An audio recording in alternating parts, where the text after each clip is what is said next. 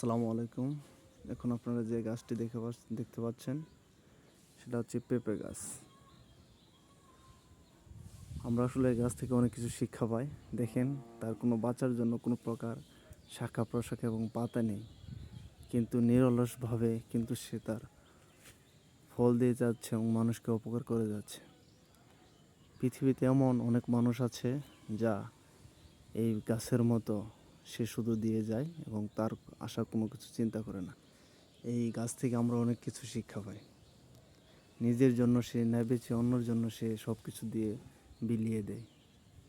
জরাজীর্ণ পরিবেশে এই গাছটি হয়ে উঠেছে, কিন্তু ফল কিন্তু সে দিয়ে যাচ্ছে। দেখেন, পাকা পেঁপে গাছ, শুকনো মাটিতে সে বড় হওয়া গাছটি কিন্তু অসংখ্য ফল দিয়ে যায়। সে গাছ দেখে অনেক কিছু মনে পড়ে যায় যে নিজের জীবনটা বিলিয়ে দাও অন্যদের জন্য।